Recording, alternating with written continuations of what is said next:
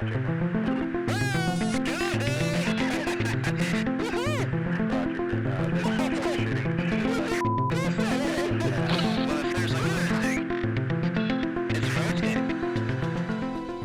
2017, the New York Times reported that it had uncovered a Pentagon program investigating unidentified flying objects. According to the Defense Department, the Advanced Aerospace Threat Identification Program, or ATIP, ran from 2007 to 2012, funded by the $22 million of the department's $600 billion annual budget. In addition, the Times published 2 declassified government videos titled FLIR and Gimbal. The videos claim to show encounters between fighter jets and unidentified flying objects. Since then, the subject has continued to gain media attention, and the conversations surrounding what are now referred to as unidentified aerial phenomena, or UAPs, remains firmly in the public sphere. On July 26, 2023, 3 former military officials testified before a House Oversight subcommittee to raise concerns over recorded UAPs. Among them, retired Navy Commander David Fravor, the commander of an FA-18F squadron on the USS Nimitz, who says he spotted an object during a flight off the coast of Southern California on November 14, 2004.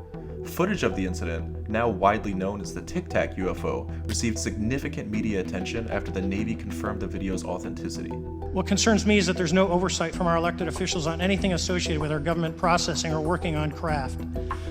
Believe it not from this world. This issue is not a full public disclosure that could undermine national security, but it is about ensuring that our system of checks and balances works across all work done in the government using taxpayer funds. In closing, I would like to say that the Tic Tac object we engaged in 2004 was far superior to anything that we had on time, have today, or are looking to develop in the next 10 years. If we in fact have programs that possess this technology, it needs to have oversight from those people that the citizens of this great country elected in office to represent what is best for the United States and best for the citizens. I thank you for your time. Former FA-18 Super Hornet pilot Lieutenant Ryan Graves joined Commander Fravor with his own testimony before Congress. The Gimbal video, released in 2017 by the New York Times, shows an incident that took place in 2015 during an air-to-air training mission in which Lieutenant Graves flew. I got a chance to speak with him about his encounter. So in 2014, while we were off the coast of Virginia Beach, we upgraded our radar systems from an APG-73 to an APG-79, which essentially just gives us more fidelity and range and things of that nature. However, when we were using that radar, we started to detect objects that we weren't seeing just on the flight before, which was unusual and unexpected. I didn't think they were physical objects at this point. We thought they were radar anomalies or errors in the software, until eventually we got close enough where our AT FLIR camera system was actually picking up IR energy coming from where the radar was locked up to. And it just looked like a flashlight. Someone was shining a flashlight there. We did gain a visual of them a number of times. And what it was described as was simply just a dark gray or black cube inside of a clear sphere. The problem was we almost hit these things. And in fact, we really didn't even know how to communicate the fact that these existed. There was no real pipeline for it until the point when we actually had one of these objects go in between our aircraft. We almost had a midair with one of these objects. That was actually the first time we gained a visual ID of the object as well. But at that point, we were forced to submit a hazard report or HAZREP to essentially communicate out to the rest of the fleet that there was a safety hazard to watch out for out there. So it became very real for us very fast. When addressing Congress, Lieutenant Graves expressed concerns that military pilots don't feel sufficiently briefed on UAPs, leaving them unprepared to respond during UAP encounters.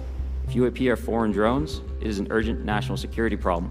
If it is something else, it is an issue for science. In either case, unidentified objects are concerned for flight safety. The American people deserve to know what is happening in our skies. It is long overdue. A third former military official also testified during the hearing. His claims certainly shook the room up a bit. However, they also seemed to lack in the evidence department, with most of his answers boiling down to classified details that he couldn't disclose in a public setting. During his testimony, retired Major David Grusch, a former U.S. intelligence official, alleged that the federal government is in possession of UAPs, citing interviews with 40 witnesses over a 4-year period. He also said he was told of a Pentagon program that had been running for decades that collects and reverse engineers crashed UAPs. I was informed in the course of my official duties of a multi-decade UAP crash retrieval and reverse engineering program, to which I was denied access to those additional read-ons when I requested it. Grusch even went so far as to claim that non-human biologics were recovered from some of the crashes. Do we have the bodies of the pilots who piloted this craft? As I've stated publicly already in my News Nation interview, biologics came with some of these recoveries, yeah. Were they, I guess, human or non-human biologics? Non-human, and that was the assessment of people with direct knowledge on the program I talked to that are currently still on the program. Still, members of the panel on both sides of the aisle seem to be taking the matter seriously, with the likes of both Democrat Alexandria Ocasio-Cortez and Republican Matt Gaetz hearing the whistleblowers out. Towards the end of the hearing, Representative Robert Garcia, the top Democrat on the subcommittee overseeing the hearing, stated, "The American people deserve transparency about UAPs," and even added that it was by far the most bipartisan conversation and discussion he's seen take place in Congress. I think we have a right to know if there's something over our heads at this point. It's one thing if we're able to keep something off our shores and there's some uncertainty with it, but once we've penetrated into our airspace, I think Americans that are making decisions about hopping on a flight to go visit their families have a right to know that.